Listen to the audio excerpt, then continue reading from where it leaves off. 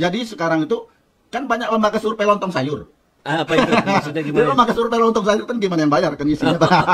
Ini yang kita lakukan juga di hari pertama kampanye, kita bikin spanduk rakyat. Ya, Nah, jadi dari karung bekas. itu Ustadz Harus Wandaru datang ya. Nah, itu kita kumpulin yang ada di rumah, datang juga tuh Jabar Manis, P24 Iya. segala macam pada datang. Itu salah satu untuk membuktikan bahwa kita nggak di drop uang, kita nggak dikasih apa-apa, kita bikin sendiri gitu. Ya itulah tantangan kita. Makanya Amin ini serba kebetulan dan saya melihatnya inilah skenario Allah. Kenapa saya katakan skenario Allah? Semua orang tidak menyangka bahwa Anies Mohaimin akan dapat tiket partai. Ya, betul. Betul. Semua orang bahkan mencibir bahwa Pak Anies tidak akan lolos. Semua orang mencibir dan mengatakan dan memanas-masi bahwa Nasdem di detik-detik terakhir akan mencabut dukungan. Sampai ada yang berani Taruhan apa?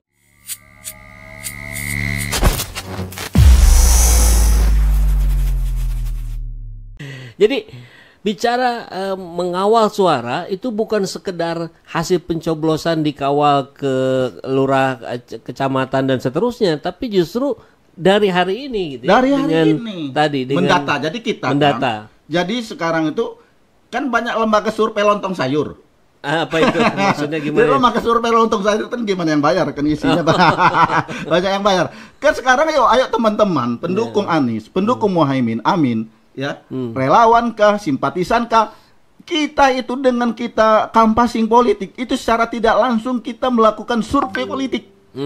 Bahkan kita misalnya bisa jadi nanti 14 hari pencoblosan, 14 Februari, bisa jadi awal Januari atau pertengahan Januari sudah ada declare dari Timnas Nasional bahwa Anies Mohaimin akan menang satu putaran. Datanya dari mana? Ya ini datanya. Ya, Kan kita punya data. Lembaga lontong sayur akan kalah kok dengan data yang dimiliki oleh kita semua. Kita dengan kartu keluarga, kita tempelin semua warga-warga itu, rumah-rumah warga dengan stiker-stiker menang satu putaran misalnya. Iya, luar biasa. Nah, kalau bicara tentang apa yang barusan disampaikan oleh Pak Ustadz, kita akan melakukan ini dan segala macam. Ini bagaimana kira-kira nanti realisasi di lapangan terkait dengan, anggaplah kalau kita kan relawan nih, tapi kan di grup yang lebih besar lagi ada yang namanya partai politik, kan ada PKS, Nasdem, PKB.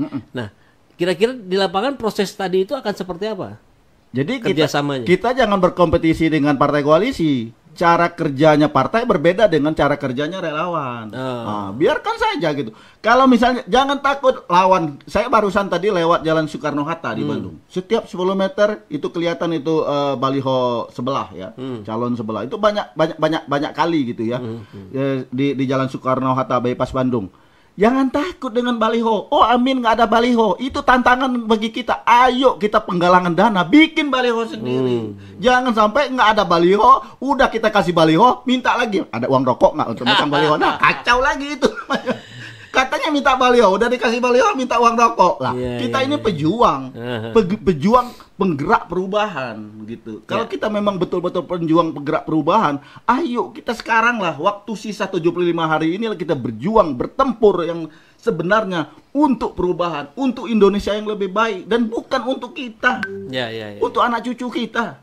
Kita malah berapa Apa lagi artinya? jatahnya? Saya bentar udah lagi. 54 tahun, sama lah dengan umur Pak Anies. Pak Anies 54, saya juga 54. Apalagi yang mau harap ini demi anak cucu. Ini yang kita lakukan juga di hari pertama kampanye, kita bikin spanduk rakyat. Ya. Nah, jadi dari karung bekas. Itu Ustadz Harus Wandaru datang ya. Nah, itu kita kumpulin yang ada di rumah. Datang juga tuh Jabar Manis, P24 segala macam pada datang.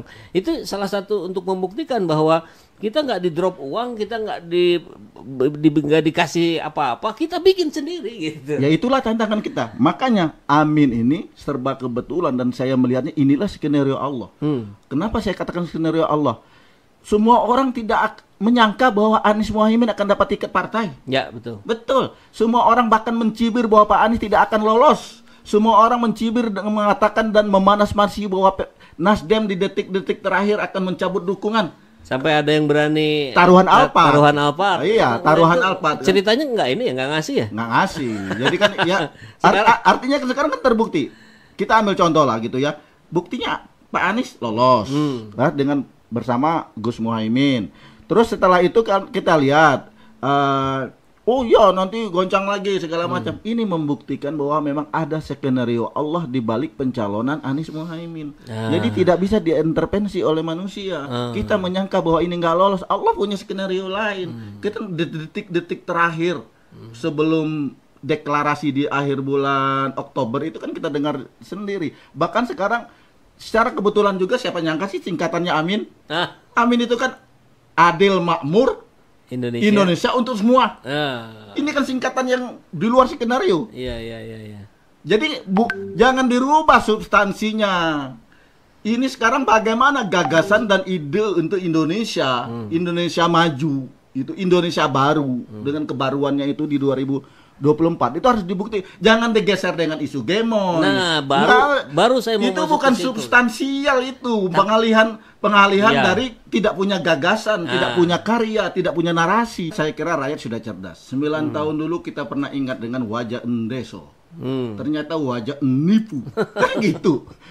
Sekarang kenapa? Di substansinya itu tentang bagaimana Indonesia yang katanya 2045 Indonesia emas.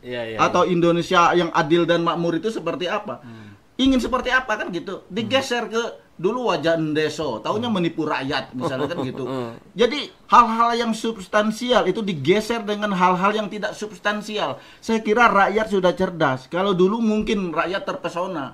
Kalau Filipina mungkin dulu belum punya pengalaman itu. Indonesia sudah punya pengalaman di 2014 dan 2019 dan rakyat sekarang makin cerdas. Sembako mahal, ya kan? Sekolah susahnya minta ampun. Cari kerja. Iya, masuk negeri susah. Sama dengan masuk swasta, bahkan lebih mahal masuk negeri sekarang. Ini bagaimana negara hadirnya gimana ini untuk mencerdaskan kehidupan bangsa, padahal itu amanat konstitusi. Oke. Baik. Ini pasti sudah banyak ini, coba kita cek yang menyapa kita. Amin. Saya nggak kebaca di situ, saya baca di sini aja deh. Hati-hati kecurangan.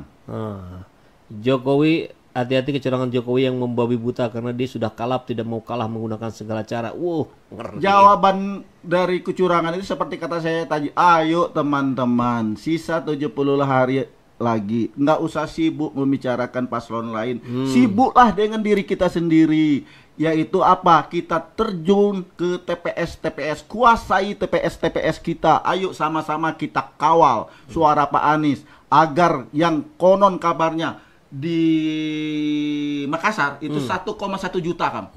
Terus di Malang 1,3 juta itu pendukung Pak Anies yang hadir dalam Melaku yang jalan sehat itu. Itu kan kerumunan. Nah sekarang belum jadi barisan. Ayo kita rapatkan barisan kita hingga ke TPS. Kalau kita rapat dan rapi barisan kita dan kita menguasai TPS, jangan takut dengan kecurangan. Rakyat sudah bersama kita. Masya Allah. Tapi ini ada yang menarik, Gang. Ada hikmah dari balik anak haram konstitusi. Milenial jadi lebih melek ya. Salah satu sebab Amin akan menang satu putaran. Ini menarik karena ada, saya lupa tuh ya, pokoknya kumpulan anak-anak muda lah di Jawa Tengah apa di Jawa Timur itu yang akhirnya mereka sendiri merasa jijik gitu dengan ada cara-cara instan yang menabrak konstitusi. Tapi ini buahnya katanya, jadi milenial jadi melek gitu. Betul. Yang mana anak muda, yang mana anak presiden itu beda. Kalau istilah saya GNG, BNB. Apa itu? Jadi kalau GNG itu adalah majunya GNG, Ganjar dan Gibran itu adalah skenario Allah untuk memenangkan Anies Muhaimin. Skenario Allah. Iya. Kenapa? Orang tidak nyangka. Jadi biarkan saja itu orang bilang anak haram konstitusi. Yang penting kita manfaatkan momentum ini, ya, momentum majunya Ganjar dan Gibran ini adalah untuk memperkuat barisan kita yang berada di 01. Ya. Amin. Oke, semangat perjuangan kedaulatan rakyat. Insya Allah Pak Anies Pak Muhaimin presiden. Amin. Kalau jurdil rejim nggak curang, insya Allah satu putaran. Tadi ya persoalan curang itu jangan kemudian diletakkan ke pihak sana terus tanpa kita berbuat sesuatu. Betul, ya. Kita yang harus. Nggak ada artinya kita menggugat ke Bawaslu. Tidak ada artinya setelah 14 Oktober kita menggugat ke Mahkamah Konstitusi. Jadi sekarang bagaimana caranya itu adalah kita menang satu putaran 57%. Kenapa dapat angka 57% itu? Nggak usah muluk-muluk. 57% itu kalau kita menang tidak bisa digugat di MK. Terus kalau kita mau menggugat mereka menang tebal. Percuma kita mau gugat, mau berdarah-darah, mau berdemo, nggak ada artinya. Sekarang lah kalau mau berdarah-darah itu di sisa 75 hari ini menuju 14 Februari 2024. Nah, itu kesempatan kita. Ini saya nggak tahu juga nih, Pak Ustadz jawabannya akan sama atau tidak nih, seperti yang barusan. Ketika dikaitkan dengan quick count, ya kita tahu tempo hari 2019 itu kan tayangannya yang sangat menegangkan itu tiba-tiba berubah. Nah itu kan jadi menyesuaikan dengan quick count yang sebelumnya sudah disampaikan oleh para lembaga survei. Nah ini pertanyaannya pernyataan nih, waspada pada quick count abal-abal yang berusaha menggiring opini. Kita akan lawan quick count dengan real count. Real count kita kalau kita kuat di TPS, teman-teman hadir semua sebagai saksi di TPS, saksi dalam maupun saksi luar, dan data yang kita miliki, POM C1 kita kirim ke Jakarta, itu jam 2 siang paling lambat itu kita sudah tahu, insya Allah Pak Anies Muhaimin itu akan menang atau tidak. Nah, untuk tahu itu, karena kan saya sudah bilang, kalau kita dominan di TPS, paling tidak awal Februari sudah ada declare. Kita berani menyatakan bahwa Amin menang satu putaran berdasarkan data. Nah, untuk itu, ayo teman-teman, kita kawal terus itu di TPS-nya itu, sehingga membuktikan nanti kita bukan berdasarkan quick count, real count kita. Real count kita nanti akan dirilis oleh Jakarta pada 14 Februari jam 2 siang. Kita sudah tahu bahwa Anies Muhaimin menang satu putaran. Kira-kira mekanisme penyampaian tadi form foto C1 itu akan seperti apa nanti dari para relawan partai politik pendukung ke pusat itu? Insya Allah sudah disiapkan alat teknologinya dan saya tidak akan membocorkan itu. Itu kan strategi kita. Ya, jangan dibocorin. Dibocorin. Tapi insya Allah itu sudah siap. Sudah gitu siap, insya Allah sudah siap. Tinggal kita menuntut para pendukung Amin, para simpatisan Amin, para relawan Amin. Ayo saatnya inilah. Saya berulang-ulang menyampaikan 75 hari ini saatnya kita merapatkan dan merapikan barisan kita untuk sampai ke TPS. Nah, kami akan masa depan dari jalanan kami titipkan kepadamu sosok seorang pemimpin yang kami impikan. Dari jalanan kami mendoakan untuk Anies Baswedan.